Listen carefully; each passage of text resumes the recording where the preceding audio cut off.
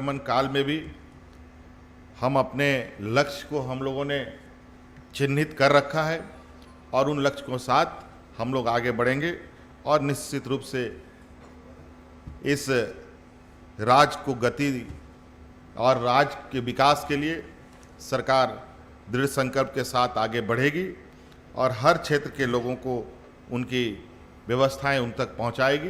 मुख्यमंत्री हेमंत सोरेन ने कहा है कि कोरोना संकट न सिर्फ झारखंड बल्कि पूरी दुनिया के लिए बड़ी चुनौती बनी हुई है, लेकिन इस आपदा से निपटने में हम सक्षम हैं। हमारी सरकार को राज्य के 3.25 करोड़ लोगों की चिंता है। हर घटना पर हमारी नजर बनी हुई है, जांच में तेजी लाई गई है और स्वास्थ्य व्यवस्था को बेहतर बनाने की दिशा में लगातार प्रयास किए जा रहे हैं। उन्होंने कहा कि कोरोना महामारी और लॉकडाउन के दौरान सरकार ने मुफ्त में अनाज के साथ भोजन वितरण का कार्य बड़े पैमाने पर किया। इसी का नतीजा है कि हमारे राज्य में भूख से मौत नहीं हुई। उन्होंने कहा कि कोरोना के बढ़ रहे मामले से निपटना कड़ी चुनौती जरूर है, लेकिन हतोत्साहित नहीं है।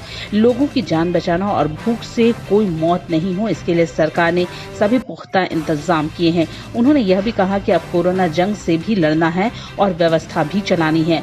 गिरिडीह, जमुआ और सरिया में ग्रिड सब स्टेशन एवं संबद्ध संचरण लाइन के चालू होने से गिरिडीह जिले में बिजली आपूर्ति के लिए डीवीसी पर निर्भरता नहीं रहेगी। मुख्यमंत्री ने कहा, डीवीसी उद्योग धंधों को बिजली देने में आगे रहती है, लेकिन झारखंड के ग्रामीण इलाकों में बिजली आपूर्ति को लेकर अलग रवैया अपनाती है। लेकिन अब इससे छुटकारा मिल गया है। इतना ही नहीं, जहां डीवीसी से 5 रुपए प्रति यूनिट बिजली लेनी पड़ती थी, वहीं अब इसकी दर मात्र 3 रुपए प्रति यूनिट। कि डीवीसी एक व्यापार संस्था है, वो एक बिजली का व्यापार करती है। उस मॉडल के तहत वो अपना कंज्यूमर उन्हीं लोगों को बनाता है जो लोग सभी चीजों से संपन्न हो। उनके कंज्यूमर लगभग सभी उद्योग वाले हुआ करते हैं